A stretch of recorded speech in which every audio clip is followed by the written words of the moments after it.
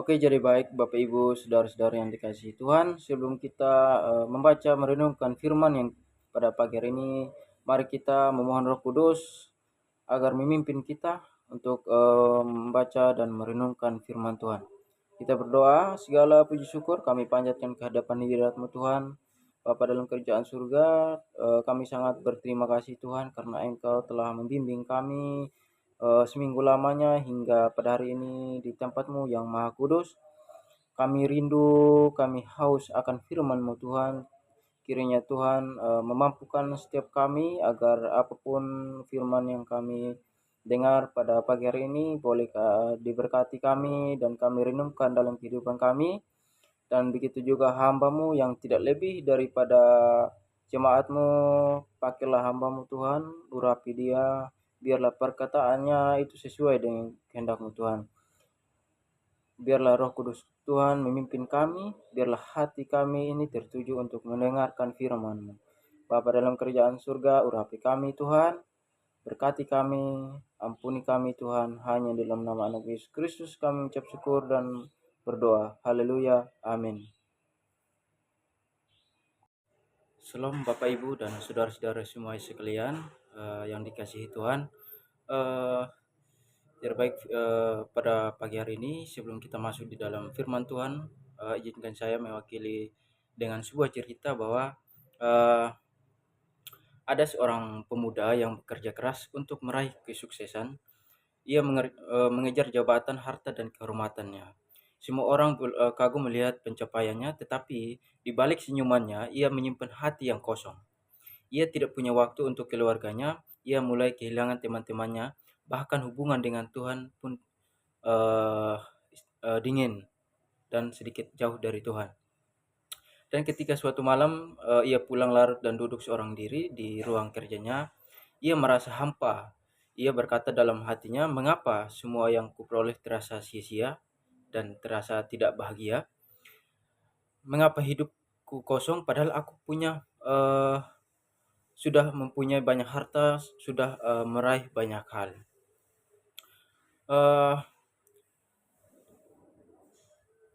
Akhirnya banyak orang yang bisa sukses di luar tetapi gagal dalam hal yang paling penting, yaitu kasih terhadap teman, terhadap orang tua, maupun terlebih kepada Tuhan. Sampai pada suatu titik pemuda itu jatuh sakit parah. Di rumah sakit ia tidak dikelilingi harta ataupun jabatan, melainkan hanya beberapa orang yang benar-benar mengasihinya. Saat itulah ia sadar, aku telah salah. Hidup bukan soal apa yang aku miliki, melainkan bagaimana aku mengasihi. Jemaat Tuhan yang dikasihi Tuhan, dari situ kita belajar bahwa hidup tanpa kasih adalah kosong. Rasul Paulus berkata dalam 1 Korintus 16 ayat yang ke-14, lakukanlah segala pekerjaanmu dalam kasih. Inilah solusi bagi kekosongan hidup manusia, yaitu kasih Kristus yang menjadi dasar segala hal. Kesimpulannya adalah kasih bukanlah pilihan tambahan, tetapi kebutuhan mutlak. Tanpa kasih semua yang kita lakukan tidak ada artinya atau hanya sia-sia. Oleh karena itu, dengan kasih hidup kita menjadi kesaksian yang memuliakan Kristus. Oke, jadi baik Bapak Ibu yang dikasihi Tuhan, kasih adalah inti dari kehidupan orang percaya. Tanpa kasih, semua perbuatan kita tidak ada artinya.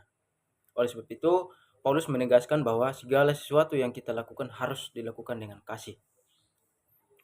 Segala sesuatu yang kita lakukan sebagai orang percaya haruslah berlandaskan kasih. Sebab kasih adalah inti dari hukum Kristus. Bagaimana kita dapat melakukan segala pekerjaan kita dengan kasih? Jadi baik Bapak Ibu yang dikasihi Tuhan, kita akan belajar 3 hal yang perlu kita tahu bahwa tentang kasih berdasarkan 1 Korintus 16 ayat yang ke-14. Yang pertama, hidup dalam kasih adalah identitas orang percaya. Paulus menutup suratnya kepada jemaat Korintus dengan perintah sederhana namun mendalam. Segala sesuatu harus dilakukan dalam kasih. Jemaat Korintus menghadapi banyak masalah seperti perpecahan, iri hati, dan persaingan. Oleh karena itu, Paulus menekankan bahwa identitas sejati orang percaya harus nyata dalam kasih. Suatu hari ketika saya pulang dari kerja, perjalanan pulang saya, di tengah jalan saya melihat seorang bapak-bapak yang di mana motornya pada saat itu mogok. Saat itu saya buru-buru untuk pelayanan, tetapi Roh Kudus mengingatkan saya untuk berhenti dan menolong bapak tersebut. Dengan segala keterbatasan, saya bantu sebisanya hingga motornya bisa kembali jalan. Yang membuat saya terharu adalah setelah itu bapak berkata kepada saya, "Nak, saya sangat bersyukur masih ada orang yang mau berhenti menolong saya. Dan saya percaya Tuhan Yesus masih peduli sama saya." Dan di situ saya sadar mungkin bantuan sekecil itu tapi kasih yang saya lakukan bisa menjadi tanda nyata kehadiran Tuhan bagi orang lain. Dan Yesus juga menunjukkan kasih kepada kita, yaitu dalam seluruh hidupnya, baik melalui pengajaran, mujizat maupun pengorbanannya di kayu salib. Terus identitas sejati orang percaya bukan pada gelar atau kedudukan, melainkan ketika kasih Kristus yang nyata dalam kehidupannya. Yang kedua, adalah bagaimana kita dapat melakukan segala pekerjaan kita dengan kasih. Yang kedua, kasih harus menjadi landasan dalam pelayanan dan pekerjaan kita. Dan kasih bukan hanya perasaan, tetapi dasar dari pelayanan dan pekerjaan kita sehari-hari. Jemaat Korintus penuh konflik dan iri hati, tetapi di dalam 1 Korintus 13 ayat 1 sampai 3, Paulus mengingatkan mereka bahwa tanpa kasih pelayanan menjadi sia-sia. Dalam bahasa Yunani ada beberapa kata untuk kasih. Yang pertama eros, yaitu kasih romantis. Yang kedua storge, yaitu kasih keluarga. Yang ketiga phileo, kasih persahabatan. Dan yang ketiga itu agape, yaitu kasih tanpa pamrih. Nah, Paulus menunjukkan pada kasih agape. Ada seketika seorang perawat Kristen melayani pasien yang selalu marah dan kasar, dan banyak rekan kerjanya heran mengapa ia tetap sabar. Ia menjawab, "Aku melayani bukan hanya karena pekerjaanku, tetapi karena aku menunjukkan kasih Kristus. Pelayanan tanpa kasih hanyalah kewajiban, tetapi pelayanan dengan kasih menjadi berkat untuk semua orang maupun eh, pasien yang dia urus." Dan di dalam Roma 5 ayat 8, Yesus memberikan teladan kasih terbesar. Ia mati bagi kita ketika kita masih berdosa. Kasih adalah fondasi sejati pelayanan. Tanpa kasih semuanya menjadi hampa, dengan kasih pelayanan memuliakan Tuhan. Dan yang ketiga, kasih yang ketiga yaitu kasih mengubahkan relasi dan kehidupan kita sehari-hari.